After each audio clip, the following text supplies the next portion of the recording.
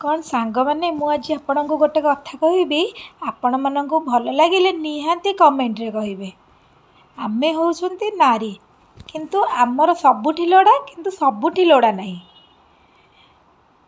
ମୁଁ ନାରୀ, କାମ ଥିଲେ ମୋର ଆଦର ଭାରି, କାମ ସରିଗଲେ ମୁଁ ଅଦରକାରୀ। ସତ କଥା ନା ସାଙ୍ଗମାନେ? ମୁଁ ନାରୀ, ସାଲୁଆର ସାଙ୍ଗେ ଶାଢ଼ୀ ପିନ୍ଧୁଥିଲେ ମୁଁ ଭାରି ସଂସ୍କାରୀ, ଜିନ୍ସ ସାଙ୍ଗକୁ ଟପ୍ ପିନ୍ଧିଲେ ମୁଁ କୁଆଡ଼େ ଉଦ୍ଧତ ଭାରି। କ'ଣ ଏଇଟା ସତ? ମୁଁ ନାରୀ, ମା ଭଉଣୀ ସ୍ତ୍ରୀ ରୂପରେ ମୁଁ ଲୋଡ଼ା ଭାରି, ଝିଅ ଭାବରେ ସମସ୍ତଙ୍କ ପାଇଁ ମୁଁ ଅଲୋଡ଼ା ପରି। ମୁଁ ନାରୀ, ଘର ଭିତରେ ପଶି ରହୁଥିଲେ ସୁନା ଝିଅଟି ପରି, ଘରୁ ଗୋଡ଼ କାଢ଼ି ବାହାରକୁ ଗଲେ ମୋ ଚରିତ୍ର ଖରାପ ଭାରି।